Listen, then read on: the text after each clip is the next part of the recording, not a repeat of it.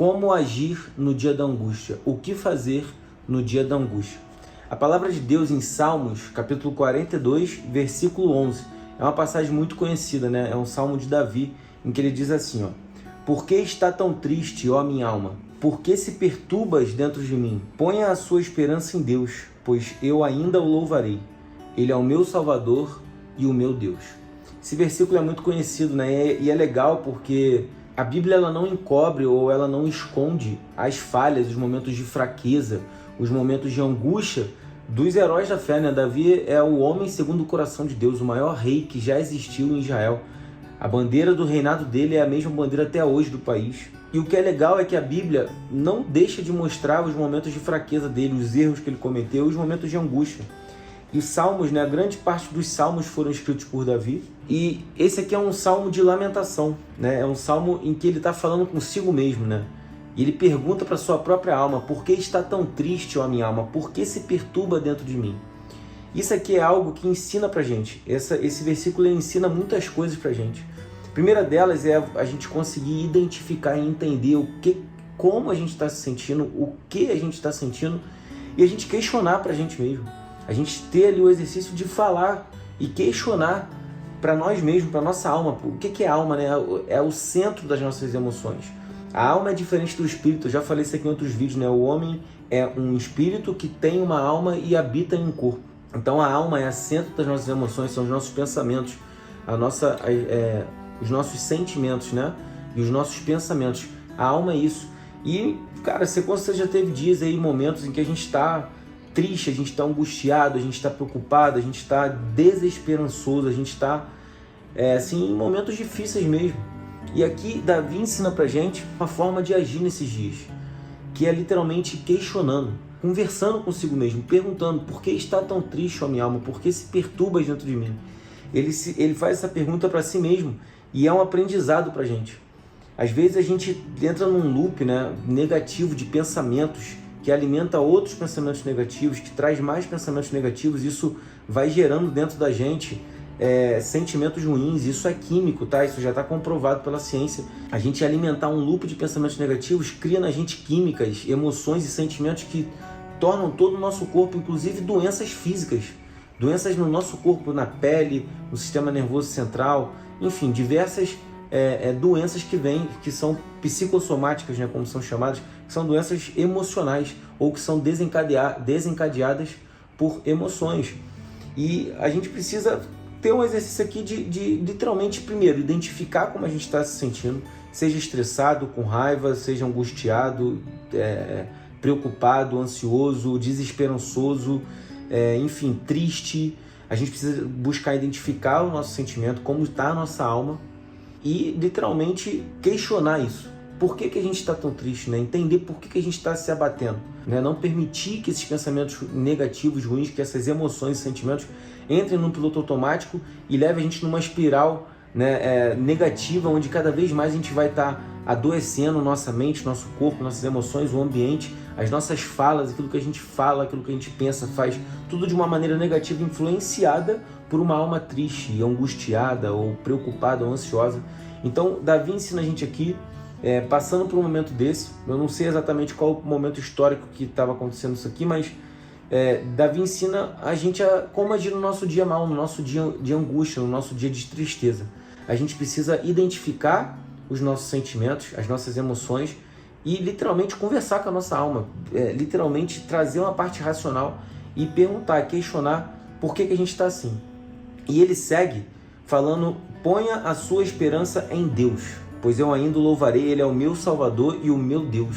Cara, isso aqui acho que é a chave para, depois de você identificar, aí vem a chave para você sair disso daqui, né? Que é você pôr a sua esperança em Deus.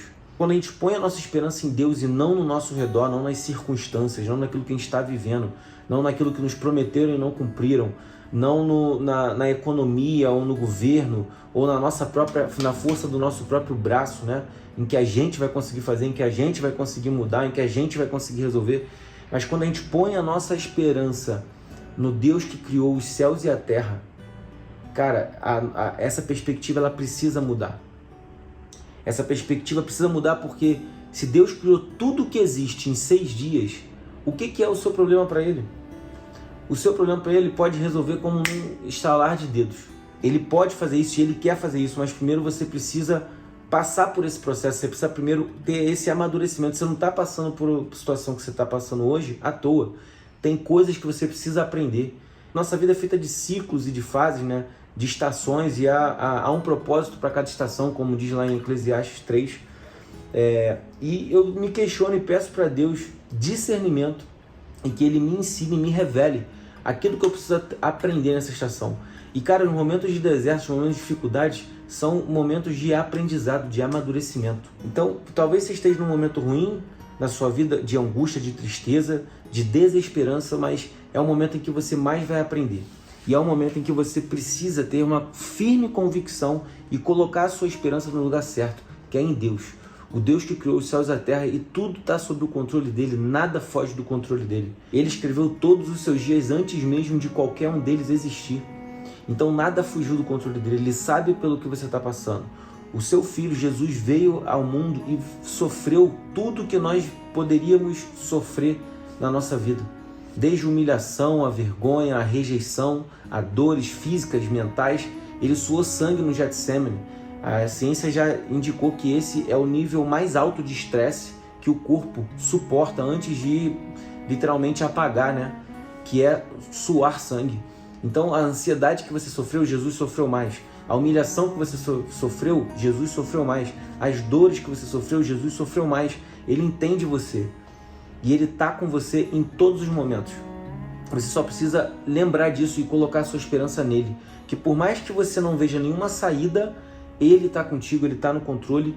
E Ele é o seu Salvador e o seu Deus, como Davi nos lembra aqui. E o que eu acho legal aqui é uma chave também que ele dá nesse versículo, que ele diz assim, né? Põe a sua esperança em Deus, pois eu ainda o louvarei. E aí é algo que a gente precisa aqui trazer.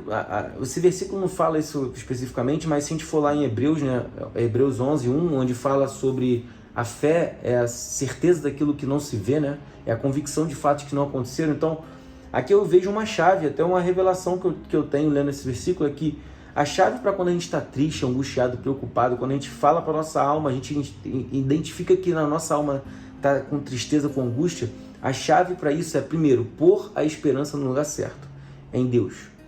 Beleza? Segundo, louvar a Deus. É fazer com que a sua boca louve, engrandeça e expresse gratidão a Deus por tudo que Ele é, por tudo que Ele já fez na sua vida e pelo que Ele ainda vai fazer. Aí é onde entra principalmente a fé, né? Que é você poder louvar e engrandecer, agradecer a Ele pela situação, pelo milagre que Ele vai fazer na sua vida, pela mudança que Ele vai fazer no teu cenário atual, né? É louvar a Deus. E aí na Bíblia diz que a boca fala daquilo que o coração está cheio, mas o caminho contrário, né? A ordem dos fatores não altera o produto, né? Então, no momento que de repente o teu coração, né, que é a sua alma, a sede dos seus sentimentos, das suas emoções, no momento em que ele estiver angustiado e triste, você também pode utilizar as palavras para poderem mudar isso, né? Você pode falar, você pode profetizar, confessar a sua fé e, principalmente, cara, fazer isso de uma forma mais simples possível, louvar a Deus, colocar uma música, colocar um louvor e começar a louvar, engrandecer, agradecer a Deus por tudo que Ele fez e vai fazer na sua vida. Isso é uma forma de você sair, né? De você mudar o estado da sua alma, mudar a forma como tá as suas emoções, o seu sentimento. E isso a gente ensina aqui, ó, 3.000 anos atrás, Davi já estava nos ensinando nesse versículo aqui de Salmos 42, e é isso que eu queria trazer para você, né? No momento que você estiver triste, angustiado, no momento que você estiver numa espiral de pensamentos e sentimentos negativos que estão influenciando você em todas as formas, no seu ambiente, sua vida, você precisa primeiro identificar aquilo que você está sentindo. Segundo, você precisa literalmente questionar a si mesmo sobre isso, sobre estar se sentindo assim, não deixar no piloto automático esses pensamentos, né? Mas você observar esses pensamentos e literalmente levá-los cativos a Cristo, como diz Paulo, né? Levar os pensamentos cativos a Cristo. E depois você precisa pôr a sua esperança. Por mais que você não veja nada que venha te dar esperança, põe a sua esperança em Deus. Porque Ele tem planos para você, planos de paz e não de mal, Então põe a sua esperança nele e ele está no controle. E louve a Deus, né? Louve por tudo que ele já fez e vai fazer na sua vida. Tenha fé de louvá-lo, engrandecê-lo e agradecer, até mesmo pelos momentos difíceis e pelos desertos que você está passando, porque eles estão te forjando, eles são a sua escola. E você vai sair deles mais maduro, espiritualmente falando, mais maduro na fé. Isso vai te proporcionar mais bênçãos e milagres acontecendo na sua vida e testemunhos. Lembre-se que tudo que você passa na sua vida é para engrandecer e glorificar o nome de Deus. Então tudo que está passando é testemunho que vai ser usado por Deus lá na frente. O seu testemunho vai servir para poder trazer mais vidas para Deus, para Jesus, para o Evangelho.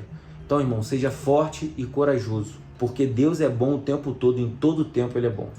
Cara, se você gostou desse vídeo, se ele acrescentou para você, se ele fortaleceu a sua fé, deixa um comentário, deixa a gente saber se esse conteúdo está impactando você ou não. E compartilha agora. Compartilha naquele grupo de família, no seu grupo de trabalho, para seus amigos, grupo do seu GC, enfim.